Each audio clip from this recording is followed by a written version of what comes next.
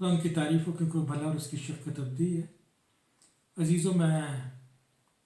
کلام مقدس کے حوالے سے جو آپ کو سکھا رہا ہوں، میرا ایمان ہے کہ یہ چیزیں آپ کے لیے باعث برکت ہوں گی، اور آپ کی علمی ترقی بھی ہوگی اور آپ کی روحانی ترقی بھی ہوگی، اور آپ خدا کے کلام کو اچھے طریقے سے آسان لفظوں میں سیکھ سکیں گے۔ تو جب ہم یہ سیکھ رہے ہیں کہ گمراہی کی کون سی تعلیمات جو ہیں کلیسیا میں اس وقت موجود ہیں اور ان سے ہم نے کیسے بچنا ہے، تو جب آپ یہ کلام سیکھتے ہیں تو اس کو دوسروں کے ساتھ پلیز شیئر کیجئے، اور اس طرح سے آپ بھی برکت پائیں گے، اور خدا کی بادشاہی میں آپ کا اپنا حصہ بھی ہوگا، کیونکہ جو کلام ہم سیکھتے ہیں دوسروں کو سکھانے کے لیے سیکھتے ہیں، اپنے تک رکھنے کے لیے نہیں سیکھتے، دوسروں کے ساتھ شیئر کرنا ہے، کیونکہ وقت نزدیک ہے اور آپ نے یہ پیغام ساری دنیا کو سکھانا ہے کہ یسوع کی بادشاہی جلد آ رہی ہے، یسوع جلد آ رہے ہیں۔ تو سیکھتے ہیں کہ اب کلیسیا میں کون سی ایسی غلط تعلیمات آ گئی ہیں جن سے ہمیں بچنا ہے۔ میں نے آپ کو جو آیت بتائی ہے کہ وہ یہ تھی، متی کی انجیل اس کے 24ویں باب کی 4 آیت میں یسوع نے کہا تھا، خبردار کوئی تم کو گمراہ نہ کرے۔ یسوع یہاں پر آپ کو، کلیسیا کو، اپنے لوگوں کو، اپنے اوپر ایمان رکھنے والوں کو حکم دے کر کہا گیا ہے کہ میں جو آپ کو تعلیم دے کر جا رہا ہوں، روح القدس جو آپ کو بتا رہا ہے، اس کے باوجود آپ کے اندر گمراہ کرنے والے آئیں گے، اور آپ نے ان گمراہ کرنے والوں سے ہوشیار رہنا ہے، بچنا ہے، اور یہ بچنا اسی وقت ممکن ہوگا جب آپ کو خود سچائی کا پوری طرح سے علم ہوگا۔ جب آپ خود سچائی کو نہیں جانتے تو آپ کو جو بھی جھوٹ بتائے گا آپ اس جھوٹ کو سچ سمجھ لیں گے، یا کوئی بھی شخص کلام کا غلط ترجمہ یا تشریح کرے گا یا تفسیر دے گا اپنی طرف سے، تو آپ اس کو غلط کو صحیح سمجھ لیں گے۔ اس لیے پولس رسول نے بھی انجیل مقدس میں بعد میں خود یہ لکھوایا اپنے خطوں میں کہ اگر جو انجیل کا پیغام ہم سنا رہے ہیں، اس کی بجائے اگر کوئی فرشتہ بھی آ کر کوئی اور انجیل آپ کو سنائے تو اس پر مت ایمان لانا۔ ہم دیکھتے ہیں کہ مارمنس ہیں، یہوہ وٹنس کے لوگ ہیں جو غلط تعلیمیں دیتے آ رہے ہیں، لیکن اب ہم وہ دیکھ رہے ہیں اس گمراہی کو جو چرچ کے اندر اپنے موجود ہے، کیونکہ یاد رکھیں کہ یسوع کے آنے سے پہلے جو بہت سی نشانی ہیں ان میں سے ایک نشانی چرچ کے اندر ہے۔ چرچ کے اندر یہ نشانی ہے کہ چرچ کے اندر ڈویژن ہوگی، چرچ کے اندر نفاق ہوگا، چرچ کے اندر حصے بن جائیں گے۔ اس لیے یسوع نے کہا تھا شروع سے ہی کہ آپ نے گمراہ کرنے والوں سے، جھوٹے نبیوں سے، بھیڑیوں سے ہوشیار رہنا ہے۔ یہ بھیڑ کے بیس میں بھیڑیے آتے ہیں جو آپ کو غلط تعلیم دینے آتے ہیں۔ پطرس رسول ان کے متعلق کہتا ہے کہ وہ ہم میں سے لگتے ہیں لیکن وہ ہم میں سے تھے نہیں، وہ آئے ہمارے اندر ہی تھے لیکن ہمارے میں سے تھے نہیں۔ تو ہم نے ایسے لوگوں سے ہوشیار رہنا جو ہمیں غلط تعلیم دیتے ہیں، کیونکہ یہ یسوع ہم پر ذمہ داری ڈال کے گئے ہیں کہ خبردار آپ نے گمراہی سے بچنا ہے۔ تو گمراہی سے آپ اسی وقت بچیں گے جب آپ خدا کے کلام کو سیکھتے رہیں گے، جب آپ خدا کے کلام پر عمل کریں گے، اور جب آپ روح القدس سے کہیں گے کہ پیارے روح القدس میری مدد کر، میں خدا کے کلام کو سیکھنا چاہتا ہوں۔ تو آئیے دیکھیں کہ جب یسوع نے خود کہا تھا کہ ہمیں گمراہی سے بچنا ہے تو پہلی کلیسیا کے اندر یہ پرابلم شروع ہو گئی تھی۔ پطرس اور پولس کے دور میں ہی ایسی پرابلم شروع ہو گئی تھی۔ ایسے لوگ تھے، ایسے فریسی لوگ آ گئے، ایسے یہودی لوگ آ گئے جنہوں نے آ کر مسیحی بن کر بعد میں کلیسیا کے اندر اپنا روب ڈالنا شروع کیا، اور اپنی تعلیمی دسترس اور اپنے پرانے علم کو جس پر ان کا انحصار تھا اس کو رائج کرنا شروع کیا، بجائے اس کے کہ وہ کلیسیا اور یسوع مسیح کے بتائے ہوئے اصولوں پر رہتے۔ انہوں نے اپنی نئی تعلیم کو دوبارہ سے کلیسیا کے اندر پھیلانا شروع کیا کہ اگر آپ ان رسم و رواج پر چلیں گے، ختنہ کریں گے، سبت کو مانیں گے جو غیر قوموں کے لوگ ہیں، تو پھر آپ مسیحی بن سکتے ہو، ورنہ نہیں۔ تو اس وقت پہلی کلیسیا کو بھی یہ شدید مسئلہ تھا، اور یاد رکھیں کہ پولس رسول ساری زندگی ایسی تعلیمات کے خلاف لڑتا رہا، جھگڑتا رہا، جنگ کرتا رہا، اور یہ سکھاتا رہا کلیسیا کو کہ ہم نے ایسی تعلیمات سے بچنا ہے۔ تو سب سے پہلے جب پولس رسول کو صرف چند ہی سال ہوئے تھے تبدیل ہوئے، اور جب اس نے کلیسیاں قائم شروع کی یروشلم کے باہر کے علاقوں میں، تو جو غیر قوموں سے لوگ آ کر مسیحی بن رہے تھے، ان کو بعض یہودیوں نے یہ تعلیم دینی شروع کی کہ آپ کو ختنہ کرانا ضروری ہے، آپ کو سبت کو ماننا اور یہودی رسم و رواج اور طریقوں کو اپنانا ضروری ہے۔ تو اس کے خلاف پھر کلیسیا نے غور کرنا شروع کیا کہ کیا ہمیں جو غیر قوموں میں سے لوگ آ کر مسیحی بن رہے ہیں ان کو کیا ہم نے یہ تعلیم دینی ہے کہ وہ موسیٰ کی روایات اور موسیٰ کی شریعت پر عمل کریں۔ تو پھر ہم اس کا ذکر پڑھتے ہیں کہ اعمال کی کتاب کے 15ویں باب میں پہلی مرتبہ پولس رسول کو اس بات کا جب سامنا ہوا تو کلیسیا، اس وقت کی جو کلیسیا تھی، وہ سر جوڑ کر بیٹھ گئی اور انہوں نے فیصلہ کیا کہ اب ہم کیا کریں۔ تو پھر پولس اور اس کے ساتھ برناباس جو ہے اس کو بھیجا گیا چند اور اس وقت کی کلیسیا کے لوگوں کے ساتھ کہ آپ مل کر جاؤ یروشلم میں جو کلیسیا ہے، جو زیادہ معتبر سمجھی جاتی تھی، جس کو سمجھا جاتا تھا کہ وہ اتھارٹی ہے، کیونکہ وہاں پر پطرس اور اس کے ساتھ یعقوب تھا جو کلیسیا کے ہیڈ تھے اس وقت، جو کہنے پلرز تھے اس وقت کی کلیسیا کے۔ تو ان کے پاس بھیجا گیا کہ آپ ان سے جا کر یہ بات کریں کہ کیا ہم جو غیر قوموں میں سے لوگ مسیحی ہو رہے ہیں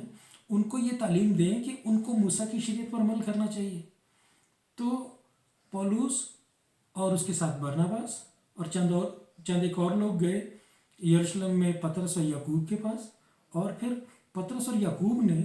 مل کر، وہاں کی کلیسیا نے مل کر بیٹھ کر روزہ رکھ کے دعا کر کے روح القدس کی آگاہی سے ایک خط لکھا اور اس میں بتایا کہ جو غیر قوموں میں سے لوگ مسیحی ہو رہے ہیں ان کو قطعاً تکلیف نہ دی جائے، ان کو یہ بتایا جائے کہ آپ نے موسیٰ کی شریعت پر عمل کرنے کی آپ کو ضرورت نہیں ہے، موسیٰ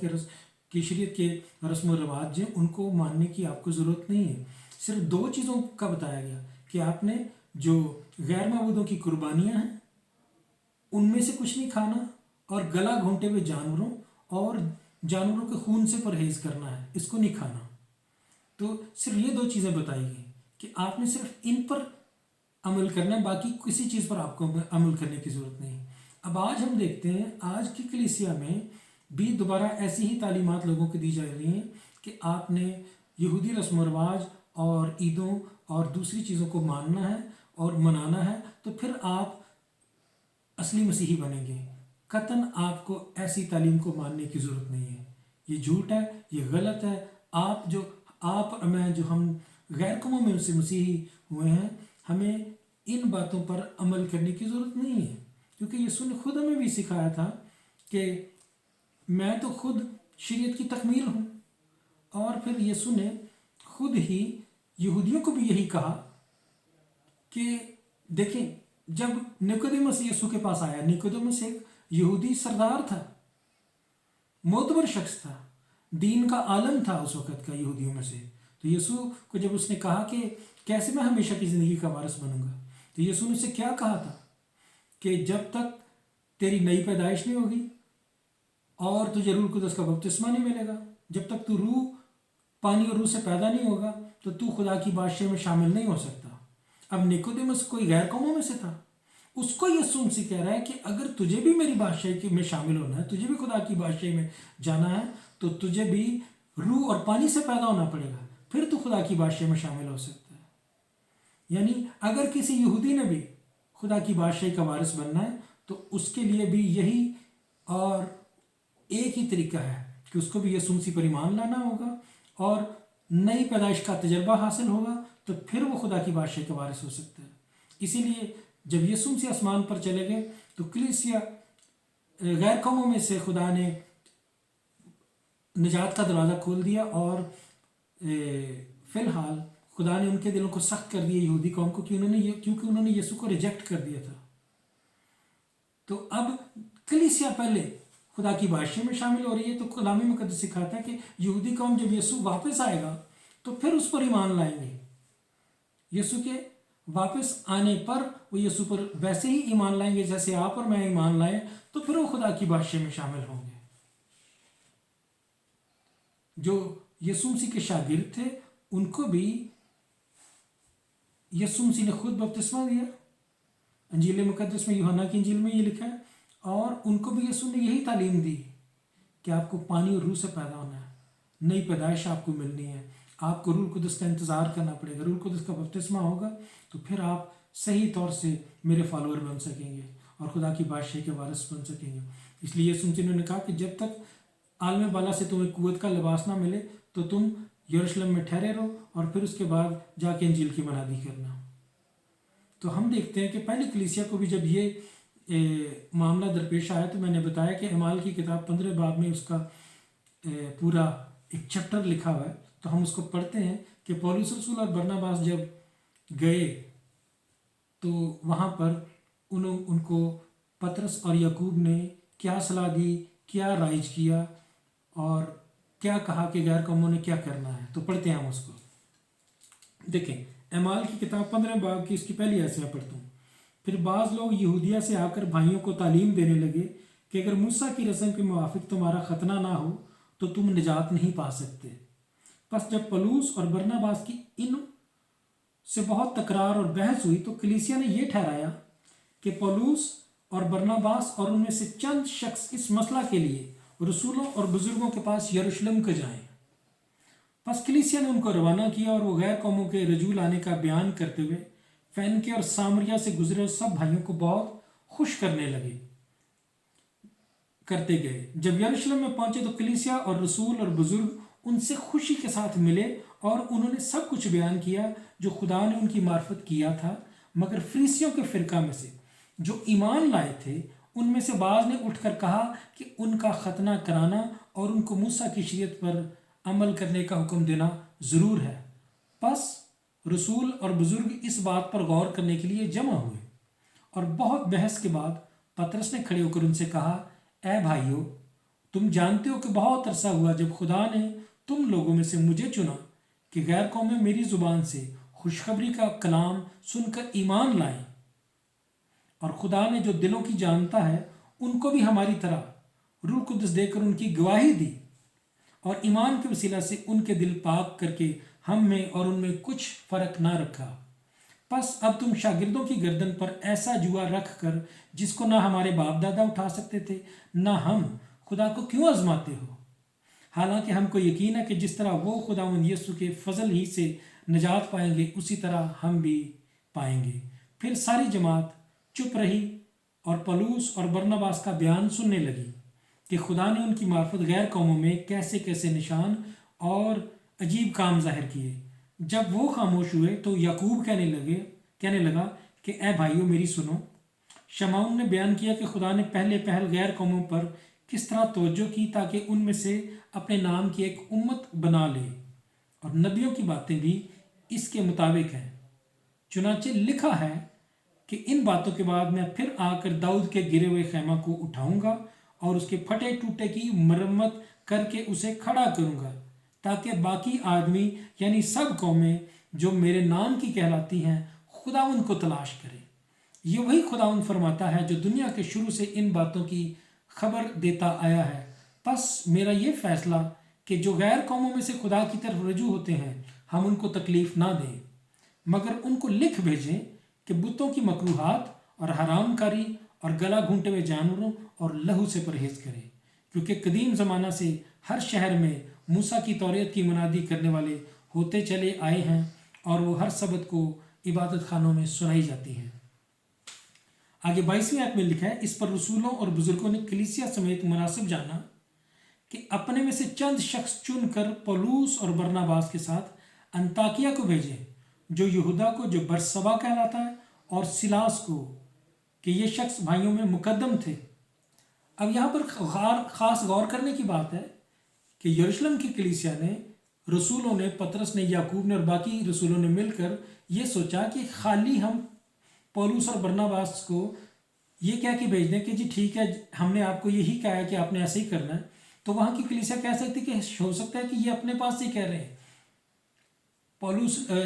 ہو سکتا ہے کہ جو یروشلم کی کلیسیا نے انہوں نے ان کو ایسا پیغام نہ دیا، اس لیے انہوں نے کہا کہ ہم یہاں سے کلیسیا کے ساتھ چند لوگ ان کے ساتھ بھیجتے ہیں اور ساتھ میں ایک خط لکھ کر دیتے ہیں تاکہ ان کو یہ پڑھ کر سنایا جائے کہ یہ خط در حقیقت پطرس، یعقوب اور یروشلم کی کلیسیا نے لکھا ہے اور انہوں نے مل کر یہ فیصلہ کیا ہے، اور پولس اور برناباس ان میں کچھ بھی اپنی طرف سے ایڈ نہیں کر رہے، اور جو یہ کہہ رہے ہیں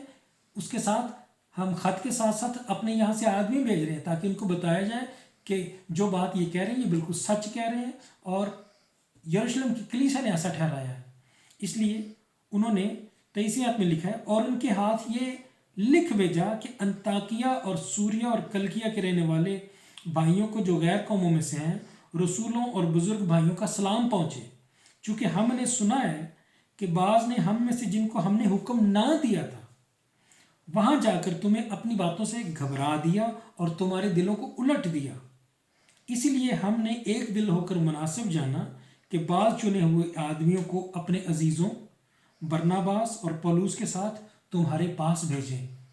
یہ دونوں ایسے آدمی ہیں جنہوں نے اپنی جانیں ہمارے خداوند یسوع مسیح کے نام پر نثار کر رکھی ہیں۔ یعنی یہ دو شخص جو انہوں نے بھیجے تھے، سلاس اور یہودا، ان کی بات کر رہے ہیں کہ یہ وہ شخص ہیں جنہوں نے اپنی جانیں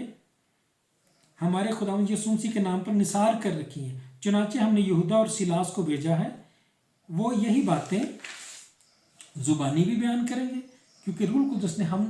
القدس نے اور ہم نے مناسب جانا کہ ان ضروری باتوں کی سوا تم پر اور بوجھ نہ ڈالیں کہ تم بتوں کی قربانیوں کے گوشت سے اور لہو اور گلا گھونٹے ہوئے جانوروں اور حرام کاری سے پرہیز کرو۔ یعنی 3 باتوں کو انہوں نے ذکر کیا کہ حرام کاری نہیں کرنی، اور غیر معبودوں کے بتوں کی قربانی نہیں کھانی، اور جانوروں کا خون نہیں پینا، اور گلا گھونٹے ہوئے جانوروں کو نہیں کھانا۔ اگر تم ان چیزوں سے اپنے آپ کو بچائے رکھو گے تو سلامت رہو گے۔ والسلام۔ یہ خط انہوں نے لکھ کر بھیجا تھا جو ان کلیسیاؤں کو جن کو پولس رسول قائم کر رہا تھا، جو غیر قوموں میں سے مسیحی ہو رہے تھے، کہ آپ نے صرف ان چیزوں کو ماننا، باقی موسیٰ کی شریعت کے احکام پر عمل کرنے کا آپ کو ضروری نہیں ہے۔ پس وہ رخصت ہو کر انطاکیہ میں پہنچے۔ 30 آیت، اور جماعت کو اکٹھا کر کے خط دیا، وہ پڑھ کر اس کے تسلی بخش مضمون سے خوش ہوئے، اور یہودا اور سلاس نے جو خود بھی نبی تھے بھائیوں کو بہت سی نصیحت کر کے مضبوط کر دیا۔ وہ چند روز رہ کر اور بھائیوں سے سلامتی کی دعا لے کر اپنے بھیجنے والوں کے پاس رخصت کر دیے گئے۔ یہاں پر ہم دیکھتے ہیں کہ واضح طور پر پہلی کلیسیا میں ہی یہ پرابلم شروع ہو گئی تھی، اور پہلی کلیسیا میں جو یروشلم کی کلیسیا تھی، انہوں نے روح القدس کی ہدایت سے جو خط لکھ کر بھیجا، اور ساتھ 2 گواہ بھی بھیجے کہ یہ خط ان کی طرف سے سچائی کے ساتھ لکھا گیا ہے۔ پولس اور برناباس نے اپنے پاس سے نہیں لکھا، تو یہ اس بات کی مہر تھی کہ پہلی کلیسیا نے اس وقت ایسی غلط تعلیم کو ٹھکرا دیا تھا۔ لیکن آج ہم دیکھتے ہیں کہ ایک مرتبہ پھر ایسے لوگ آ رہے ہیں جو کلیسیا میں ایسی باتوں کو ترجیح دے رہے ہیں اور تعلیمات دے رہے ہیں، غلط تعلیم پھیلا رہے ہیں، جن کا تعلق ہیبرو روٹ موومنٹ سے ہے۔ آپ قطعاً ان کی بات نہ سنیں اور ان کی تعلیمات پر دھیان نہ دیں،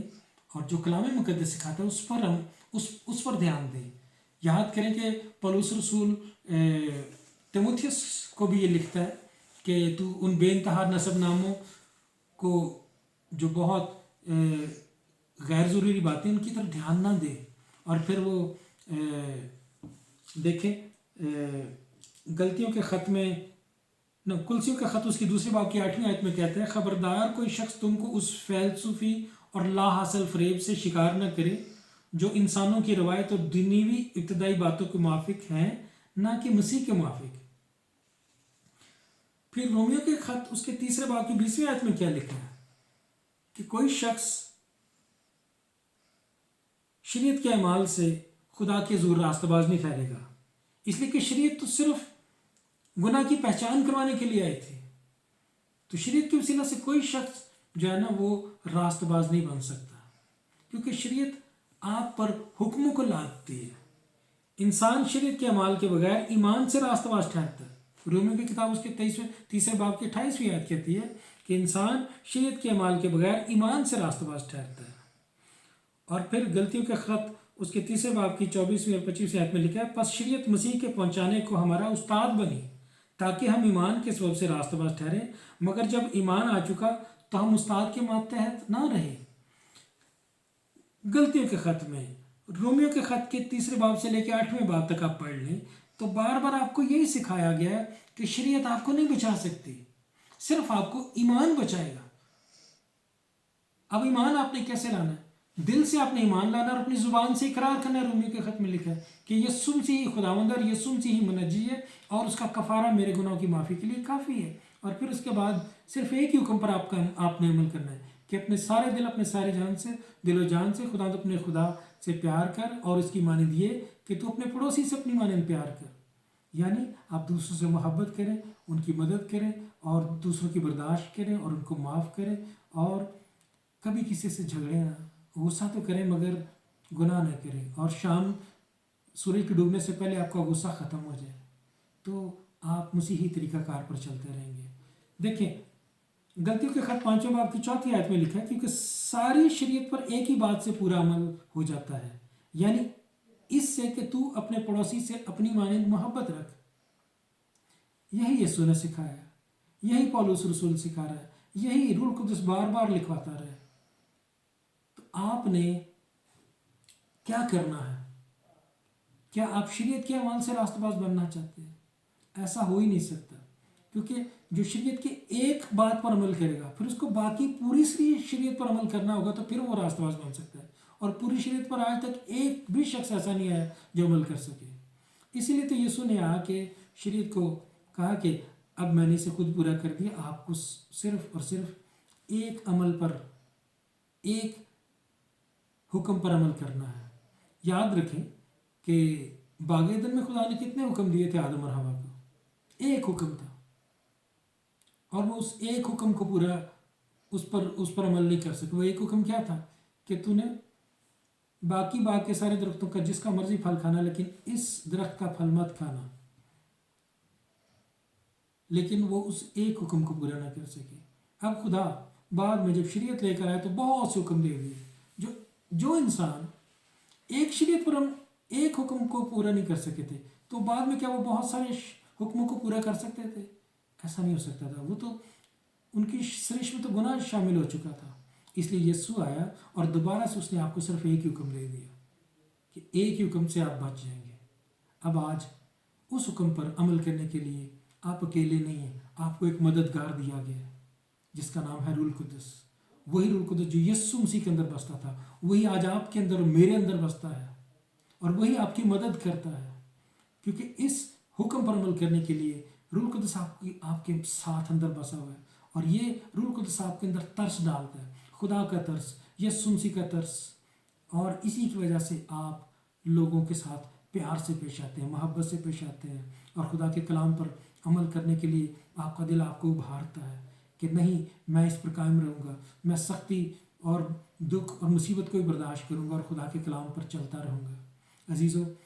इस अखीर ज़माने में जबकि हर तरह से गुमराही की तालीमें आ रही हैं, आपको बचना है गुमराही की तालीमों से और खुदा के कलाम की रोशनी में चलते रहना है और गुमराह करने वाले भेड़ियों से बचना है।